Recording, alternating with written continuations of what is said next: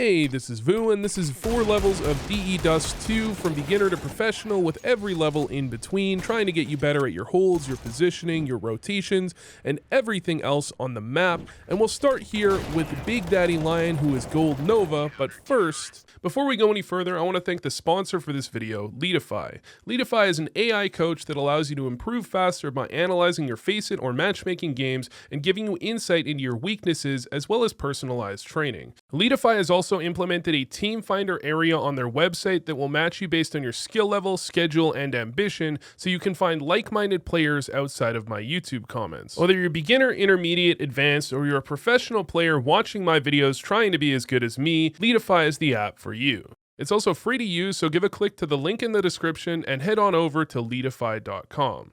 So to begin with here, we've got Big Daddy Lion, who is Silver Elite Master, and he's going to be going for a long take. Now, the most important thing on a long take is if you have the best spawn, try to make sure you use it by knife out and getting there as quickly as possible.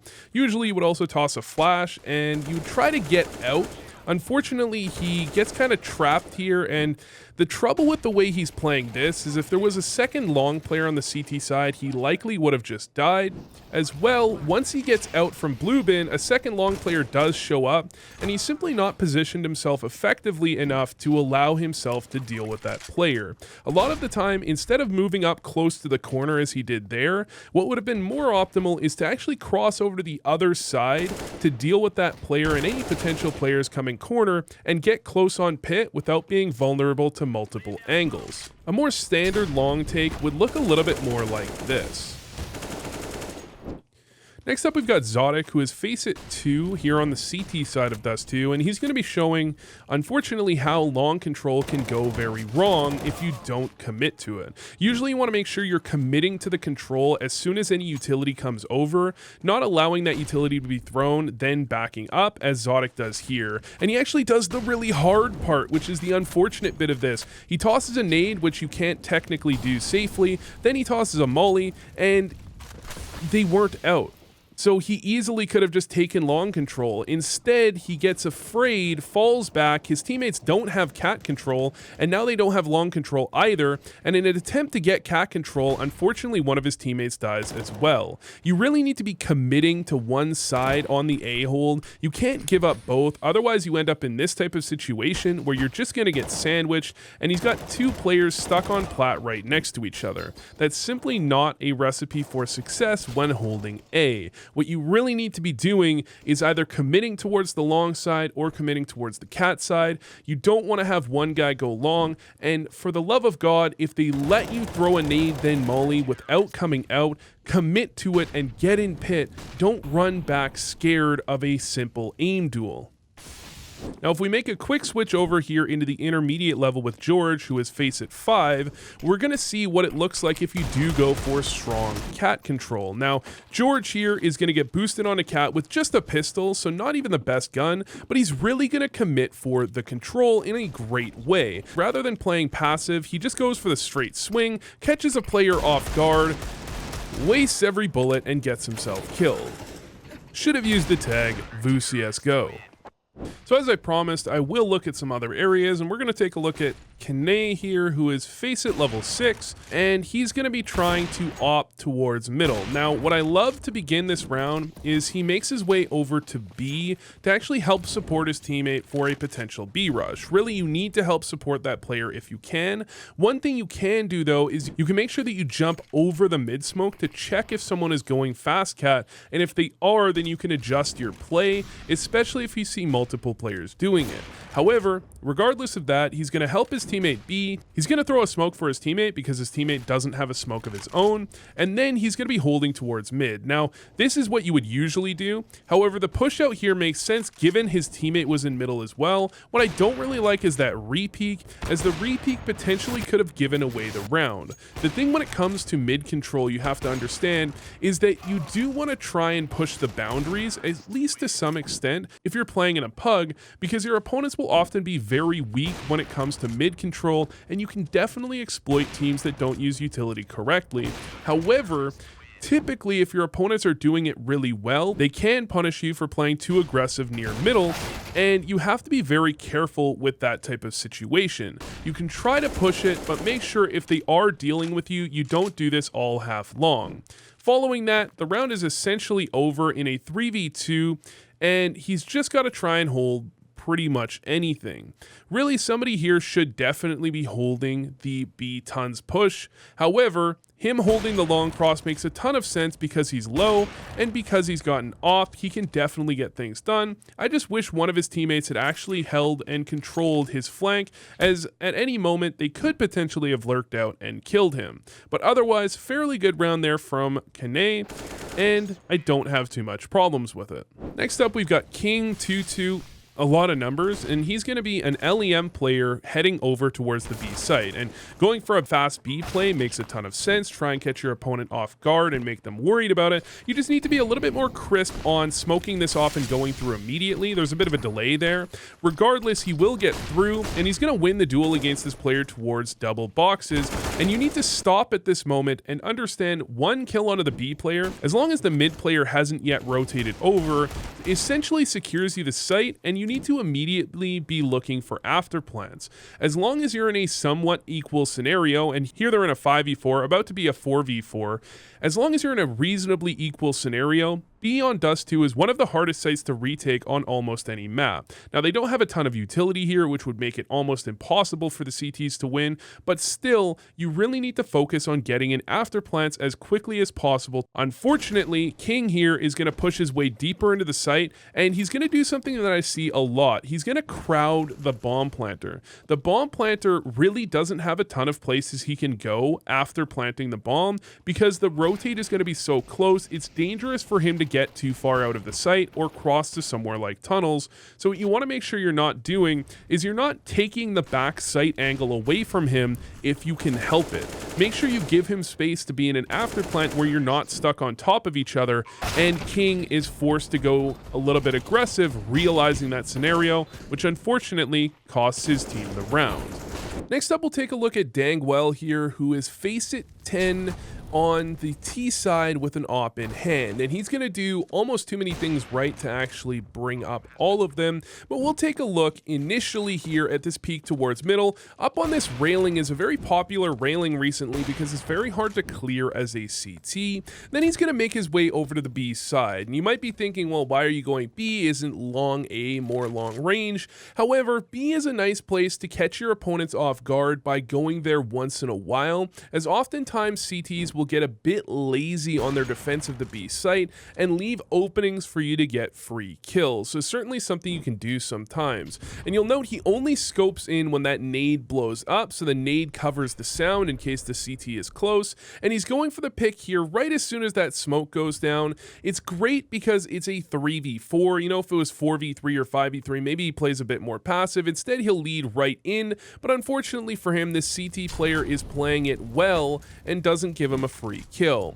Following that, he's going to try and support his team in middle and just get the bomb back over to B. Again, as they make their way back over to the B side, he will scope in early, so if that player had shifted to car, he would think that scope in was likely still Dangwell posted on catwalk, and you'll notice this player in front of Dangwell here, who is looking like he's leading in with the rifle. It's actually Dangwell leading in, but Wanahi here is ready to swing immediately on the trade by being a little bit further forward, but hugging the wall as Dangwell is wide. It's a very nice thing to do when you have an opper leading. Following that, it's actually going to be his teammate that makes first contact here. Probably should have let the opper go first, but you can't blame Dangwell for that. And this flash here, I think Dangwell thought that was a smoke and he was considering getting out to the big box, but instead he'll just get himself another kill, and from there it's really just about playing the after plan. Eventually his opponent will peek in and his teammate will get the kill, but really Dangwell played this very well, and this peek in towards B isn't something you want to be doing all the time, but it's certainly something you can try out once in a while to catch your opponents off guard and get some free kills. Next up, another Faceit level 10 here. It's voocsgo, and he's going to do something with the rifle that I really like as well. So typically, if your team is going to go for long control, as his team is here, you would send the B side spawn towards lower tunnels. However, alternatively, you can do what voocsgo does here as well. So he's going to toss a smoke towards Xbox, which lands quite effectively. Then he's going to make his way over to middle. His teammates haven't had any contact in long, and they've just taken it for free. So him going long with his team wouldn't really be entirely necessary. They should be able to control long on their own, and he can make some contact in middle and make sure there's no flank allowed, and then he can try and at least delay the rotates from players trying to make their way up cat. So he's going to do exactly that. Once this molly's down, that nade doesn't do anything, but it would be effective if they were pushing. He's going to make his way around the smoke, grab a kill. Now just this kill here puts a ton of pressure on the rotators that he could easily be making his way out middle to kill a mid-opper, or as he does, he can be making his way up cat to kill the cat player and elevator rotators as well. What Wolvie does really well in this scenario is he makes his way towards cat instead of long because he realizes long is easily held by his teammates. He delays it slightly to create a ton of pressure, whereas opponents are either looking towards long as his teammates are making their way onto plat, or they're watching the flank and the bomb is going to be planted for free. His opponents focus on long instead, and he gets the double on that flank. Next up, we'll take another look at a round from Wolvie, this time on the CT side, where he's going to be making his way over to cat. Now, his opper had the best long spawn, so he wants to go for the dry peak, which is something I support, and that means they're going to have to make their way around to cat here. But what I want to notice that he does very well is he's not going to play super passive on cat. He's going to take the fight to his opponent to some extent. He even could have been more aggressive, but I like that he just didn't sit back forever and allow his opponents to try and clear him out and his teammate when they got the stairs, especially when your opponents are already out long, so they know that you're very likely doubled up on cat. You want to make sure you take the fight to your opponents. The best teams on Dust2 are ones that make it very hard to get on to cat in the first place and take that fight in middle very often. Now, after getting that kill there, he's going to make his way back over to platform while his other cat player stays and holds on to cat. He knows they're very likely to be hitting up long in this scenario, so he moves his way over, gets an initial kill, and finishes off the last player as well. And, you know, he did have to take a couple of straight up or somewhat straight up gunfights there. However, that is the reality of Dust2. You can set yourself up in good positions to win, but you will eventually have to win some solid gunfights, and Wolvie does it very well to win his team the round. So for the professional level, we'll start here with Na'Vi, and we're going to take a look at Simple and the way he tries to control long. So he's got the second best spawn here, which means the best T spawn will beat him to the corner. So he can't go for a dry peek the way you might if you have the best T spawn. What he's going to do is he's going to throw the utility for his teammates to take long with rifles. Now he throws it from the close corner here. Oftentimes nowadays you see people throw it from the ramp with this line up here because it allows him to go for this play a little bit quicker. But still, he gets here just in time to catch Alex getting hit by that Molotov, and he gets the kill. With one of his teammates dying on long, he actually pivots immediately, thinking that Cloud9 are going to do exactly what they do, which is try to go for a mid-B split off of the long pick. Oftentimes what will happen, the T side gets that long pick, the mid player will pivot over towards the A side to support, and in doing so, the B side will be very light. But Simple predicts that. Perfecto didn't move either, and that means they have a very strong B hold here to prevent Cloud9 from getting the round win. Following that, a little bit later on in the round, he's going to end up over towards elevator. As Cloud9 had aborted that play, they throw the smoke and prevent him from getting anything done towards catching them crossing. He will make his way up elevator, and all he's got to do at this point is prevent the bomb plant, which he does very well, gets the kill, and wins the round. But it's not the most impressive round of all time, but it does show that you can help your team control long and still be fairly active as an opper. As well, the understanding of the rotations here is very important. So for the next one, I want to take a look at Big versus Astralis, round number 6 here. And this is going to seem very simple, but it's kind of a way to make an idiot-proof B hold for the most part that I see almost no lower level players do, even when they have really bad troubles holding on to B. So what they do is they head over to the B side, and on this round they don't molly. With a molly, this is truly idiot-proof, but without a molly, it's, you know, it's going to be a little bit tougher. It's just they don't always throw it. They're going to throw a flash and a nade. Usually what they'll do is they'll throw a molly and a nade, or a molly and a flash. And the point here is, with a nade on top of the molly, they're going to be slowed, in which case they're going to be really slow going through the smoke that they throw on top of the molly, and they can get sprayed down from the player close. With a flash, pretty much all of them are going to be blind. Usually the first player gets ahead of the flash, and the back 4 will get, you know, blinded by that flash, and then they're not going to have any ability to actually trade coming through the smoke.